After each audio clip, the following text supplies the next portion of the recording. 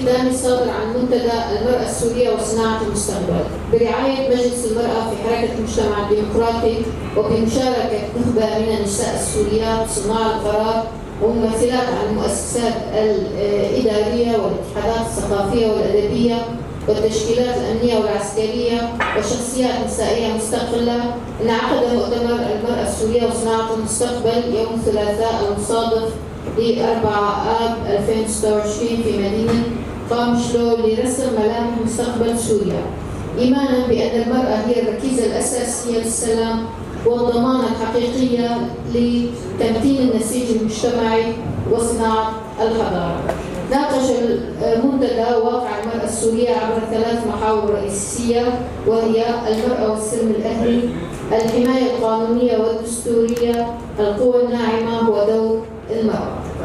خرج المنتدى بمجموعة من التوصيات الهامة نوجز منها ما يلي: ضرورة مراجعة دستورية شاملة من خلال الدعوة إلى نص دستوري واضح يتضمن المساواة الكاملة بين الجنسين في الحقوق والواجبات دون إخضاع ذلك لتفسيرات فقهية ضيقة مع ضمان استقلالية القضاء.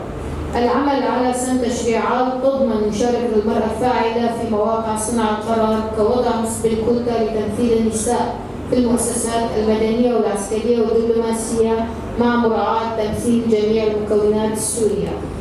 تفعيل الاتفاقيات الدولية ذات الصلة بحقوق المرأة وملائمتها مع التشريعات السورية المستقبلية، والمطالبة بسحب التحفظات على المواد المتعلقة بالأحوال الشخصية ووضع خطة وطنية لتنفيذ هذه الاتفاقيات.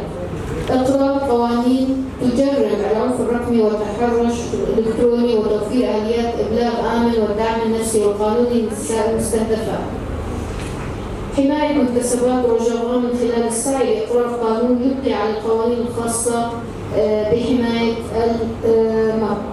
تعزيز دور المرأة في لجان المصالحة المحلية وآليات تقصي الحقائق والحد من العنف المجتمعي.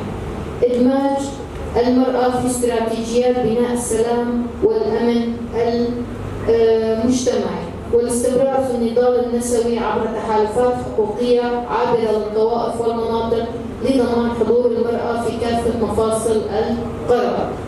تشكيل لجنة وطنية تعنى بشؤون المرأة لتقديم قوانين دورية حول تقارير دورية حول وضع المرأة السورية ومدى الالتزام بالاتفاقيات الدولية كاتفاقية سيداو وتفعيل أجندة المرأة والسلام والأمن تشمل ناشطات من كافة المحافظات. في مجال القوى الناعمة، اعتبار الثقافة جزء من خطط التنمية المستدامة وبناء السلام وتخصيص ميزانيات كافية لدعم القطاع الثقافي. حماية اللغات والتنوع الثقافي في سوريا وتشجيع الإنتاج الأدبي والفني والإعلامي باعتبارها جزءا من التراث الوطني وإدراجها في خاصة إنجازات المرأة في هذا المجال وإدراجها في المناهج السورية. دعم المهرجانات الثقافية والأدبية والمسرحية والسينمائية والموسيقية بوصفها منصات للحوار الوطني والتبادل الثقافي، ودعم برامج القيادة الإعلامية للنساء. الاستثمارات في الصناعات الإبداعية وإنشاء صناديق دعم المشاريع الثقافية والفنية النسوية. تعزيز حضور المرأة في المؤسسات الإعلامية الثقافية الفنية وتمكينها في مواقع القيادة والإدارة.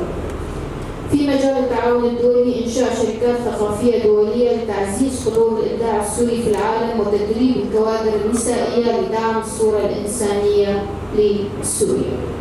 إن مستقبل سوريا لن يصنع بالسلاح وحده ولا بالمفاوضات وحدها، بل سيصنع أيضا بالكلمة الحرة والكتاب والمسرح والسينما والموسيقى والفنون والإعلام المسؤول، وبكل امرأة تؤمن بأن الإبداع ليس ترفا بل مسؤولية تجاه الوطن والإنسان معا نحو سوريا يسودها السلام، العدالة، المساواة، حيث تكون المرأة شريكا رئيسيا في بناء الحاضر وصناعة المستقبل.